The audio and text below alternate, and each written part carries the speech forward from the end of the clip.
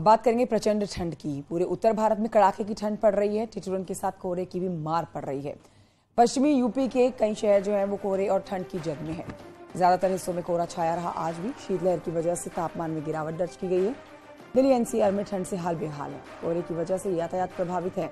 Rail यातायात बुरी तरह से प्रभावित है।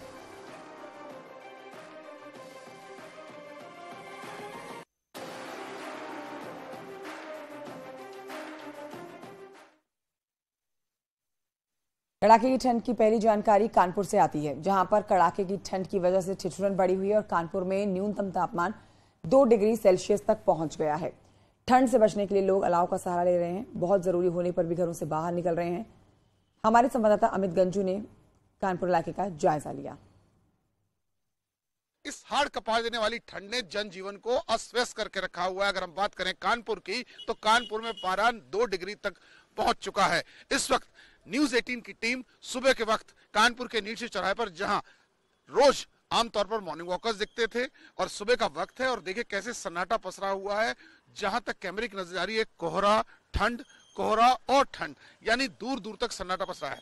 और अगर मौसम विशेषज्ञ की माने तो अभी आने वाले 3 दिन तक ऐसे ही मौसम बना रहेगा। इन सबके बीच 2 चीजों से लोगों को शायद गर्मी मिल सकती है, क्योंकि खुले आकाश के नीचे काम करने वालों के लिए या तो चाय सहारा है या तो आग। अपने संसाधनों से कैसे लोग बांस, बल्ली, पॉलिथीन या कागज लेके कैसे लोग इस राहत मिले, इसके लिए यहाँ एक जगह इकट्ठा हो गए और इससे सारा लोग हाथ ताप रहे हैं। कहीं ना कहीं जो बाहर से राहगीर आए, जो उन्होंने बैग रखा वो, और कैसे लोग देखिए हाथ अकड़े हुए लोग ठंड में ठुठुर रहे हैं, और लकड़ी इनके लिए सहारा है, क्योंकि अपने संसाधनों से इन्होंने सब कराया। सर, ठंड कितनी है? बहुत ज्यादा ठंड पड़ रही है, लकड़ी की व्यवस्था कराइए सर। कहीं ना कहीं देखिए लोग। आप कहाँ से आ रहे हैं सर? सर मैं आ रहा हूँ इलाहाबाद कौशाम्बी से। तो यहाँ हाँ ठंड है। हाँ देख के रुक गए। हाँ देखिए सर, हाँ ये देखिए, ये भैया लकड़ी कहाँ से लाते हो? ये साहब काट कूट के इधर उधर से हलाते हैं साहब, वो गीली जलाते हैं। इंसान और जानवर दोनों एक साथ यहाँ नजर आ रहे हैं, क्योंकि ठंड एक ऐसी चीज है वो भेदभाव नहीं देखती। क्यों कहीं ना कहीं इस गर्मी लाने के लिए शरीर में क्या इंसान और क्या बेजुबान जानवर सब एक जगह इकट्ठे हैं। इन सब के बीच जो कोल्ड स्ट्रोक के मरीज भी बढ़ रहे हैं। अगर डॉक्टर्स की माने तो कोल्ड स्ट्रोक के एक सप्ताह में 500 से ज्यादा मरीज ओपीडी में पहुंचे और लगभग 90 से ज्यादा लोगों की इसमें कोल्ड स्ट्रोक से मौत भी हुई है। हालांकि डॉक्टर्स का एक कहना है कि मॉर्निंग वॉक अवॉइड करें और प्रिकॉशंस दें, क्योंकि ये ठंड हृदय रोगी और सांस के रोगियों के लिए हानिकारक साबित हो रही। विजिलेंस आशीष पांडे के साथ अमित गंजू, न्यूज 18 कानपुर। उधर दिल्ली में भी कड़ाके की ठंड पड़ रही है और ठंड से बचने के लिए लोग अलाव का सहारा ले रहे हैं। बहुत जरूरी होने पर ही लोग अपने घरों से बाहर निकलते हुए नजर आ रहे हैं। देखिए हमारी संवाददाता फराह खान की ये रिपोर्ट। दिल्ली एनसीआर और तमाम राज्यों में जो ठंड का सितम है वो लगातार जारी है और उसी तरीके से कोहरा भी जो है वो देखने को मिल रहा है। देखिए किस तरीके से घने कोहरे की जो चादर है वो देखने को मिल रही है। और आज जो है वो ऑरेंज अलर्ट जारी है ठंड को देखते हुए। देखिए 10 सालों में पहली बार, मतलब तीसरी बार ये माना जा रहा है कि ठंड जो है वो इतना ज्यादा पड़ रही है और जनवरी इतनी सर्द हुई है। तो उसी को देखते हुए आज ऑरेंज अलर्ट जो है वो जारी किया गया है और कई राज्यों में जो है वो अभी इसी तरीके से शीतलहर की संभावना जो है वो बनी रहेगी। अगर मैं न्यूनतम तापमान की बात करूं तो कहीं ना कहीं 3 डिग्री के आसपास रहने की संभावना है। वहीं अधिकतम तापमान की बात करें तो 16 डिग्री के आसपास रहेगा। तो इसी तरीके से अभी कुछ दिन जो शीतलहर है वो सबको परेशान करती रहेगी। और जैसे हम आपको रोड्स दिखा रहे थे तो विजिबिलिटी कम है, लोग उस तरीके से घर से निकल नहीं रहे हैं। और साफ तौर पर जिस तरीके से ऑरेंज अलर्ट जारी किया गया है तो लोगों को पूरी तैयारी से निकलना है। तो लोगों को अब ठंड से बचना भी है। तो इसी तरीके से अभी कुछ दिन ठंड बनी रहेगी और फिर धीरे धीरे जो है वो तापमान में सुधार आएगा।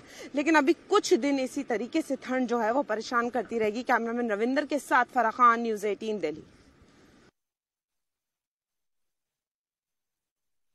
देवरिया जिले से भी आपको ठंड की जानकारी दे दें, जहां पर भीषण ठंड का कहर जारी है, जिससे आम जनजीवन अस्त व्यस्त हो रखा है। लेकिन सबसे खराब हालत जो है वो देवरिया सदर रेलवे स्टेशन परिसर की है। आप देख रहे हैं देवरिया सदर रेलवे स्टेशन परिसर की तस्वीरें, जहां पर रेलवे प्रशासन से हाड़ कपा देने वाली ठंड में यात्री जो है किस तरह से अपने आप को ठंड से बचा रहे हैं। इनकी सुध लेने वाला कोई नहीं है।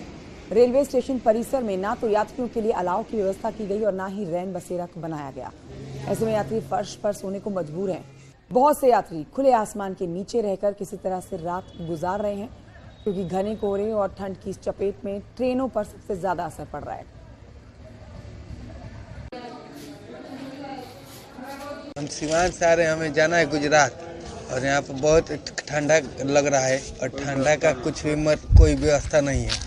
रहने की कोई व्यवस्था है क्या यहाँ पे कुछ भी मतलब ऐसा व्यवस्था नहीं है जिससे हम ठंडा से बच सकें। गुजरात से आ रहे हैं हम लोग का ट्रेन 2 घंटा 2.5 घंटा लेट चल रही है और ये ठंड के मौसम में हम लोग आए थे यहाँ देवरिया ज़िले में, तो यहाँ रहने के लिए कोई अभी अच्छी व्यवस्था नहीं है। हम लोग ठंड में रह रहे हैं। ठंडा तो बहुत ज़्यादा है, आज 2-3 दिन से भी ठंडा पड़ रहा है, लेकिन यहाँ पर तो ज़्यादा ठंडा है। यहाँ पर पूरा हाउसफुल है, कहीं भी बैठने की जगह नहीं है और हम लोग ये खुले आसमान में बैठ करके अपना सामान व्यवस्था करने देख रहे हैं कि कोई ले नहीं जाए और इस रात किसी तरीक़ा से यहाँ गुजारेंगे। यहाँ कोई रन बसेरा भी नहीं है कि जहाँ हम लोग जा करके अपना गुजर कर लें। देवरिया जिले में इस समय भीषण ठंड का कहर जारी है। मैं इस वक्त हूं देवरिया सदर रेलवे स्टेशन पे। आप ये तस्वीरें देख सकते हैं कि यहाँ पे जो यात्री हैं वो खड़े होकर अपना समय गुजार रहे हैं। सबसे बड़ी बात है कि देवरिया रेलवे स्टेशन पे किसी भी प्रकार का रन बसेरा नहीं है और लोग खुले आसमान के नीचे इस भीषण ठंड में रात गुजारने को मजबूर है। यहाँ तक कि यहाँ पे जो अलाव की व्यवस्था भी नहीं की गई। आप मेरे पीछे देख सकते हैं, यहाँ के लोग जो है खुले आसमान के नीचे बैठे हुए हैं और अपनी यात्रा यहाँ से स्टार्ट करने वाले हैं, साथ ही ट्रेन का इंतजार कर रहे हैं। ऐसे में लोगों ने अपील की है कि यहाँ पे एक रैन बसेरा स्थापित किया जाए ताकि यात्रियों को बेहतर सुविधा मिल सके। देवरिया से न्यूज़ 18 के लिए उमाशंकर भट्ट। झांसी रेलवे स्टेशन की अब तस्वीरें आपको दिखाएंगे। यहाँ पर भी यात्रियों के लिए कुछ खास इंतजाम नहीं किए गए हैं। 2 तरह के वेटिंग रूम बनाए गए हैं यहाँ पर। पहला वेटिंग रूम जो कि महंगा है, जहाँ पर रुकने के लिए आपको प्रति घंटा 118 रुपये चुकाना होगा, जहाँ पर सारे यात्री अफोर्ड नहीं कर सकते हैं पहुँचना। दूसरा वेटिंग रूम जो है वहाँ पर पैर रखने की जगह नहीं है, भीड़ इतनी है कि आप बैठ नहीं सकते हैं। तो ऐसे में आप देख सकते हैं गरीब लोग जो हैं वो रेल का इंतज़ार करते करते खुले आसमान के नीचे ही रात बिताने का आखिरी विकल्प चुन रहे हैं।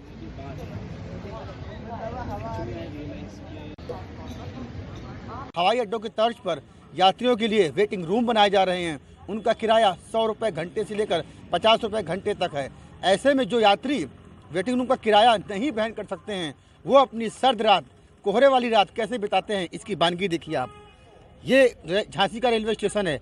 एक बार आप सब पहले दिखाइए, सामने देखिए रेलवे स्टेशन का जो बोर्ड है, साइन बोर्ड लगा हुआ है।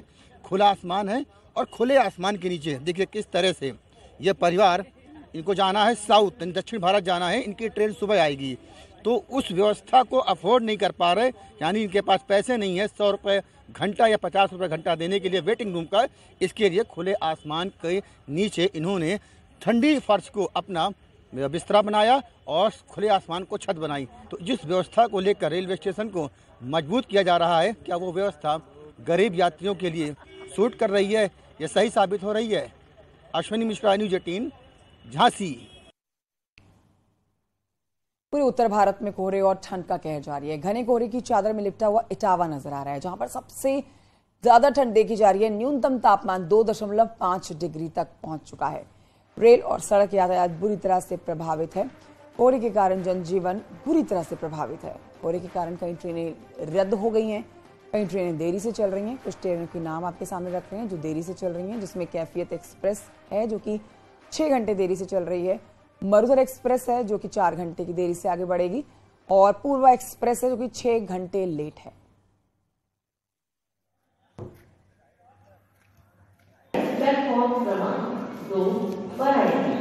धन्यवाद।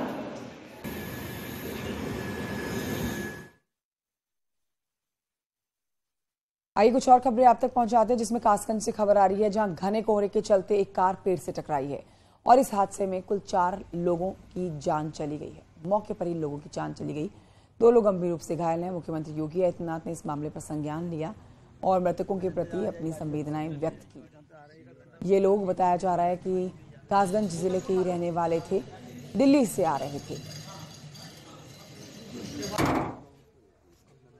अरे डाल दो, जिस स्टेशन पर ले लो। तो आप तस्वीरें देख रहे हैं, बेहद दुखद मामला, प्रचंड ठंड का प्रकोप और ऐसे में कोहरे की मार, जिसमें एक महिला के साथ कुल 4 लोगों की जान चली गई है ऑन स्पॉट। 2 लोग घायल हुए हैं, पास के अस्पताल में उनका इलाज चल रहा है। और इस बीच एक बड़ी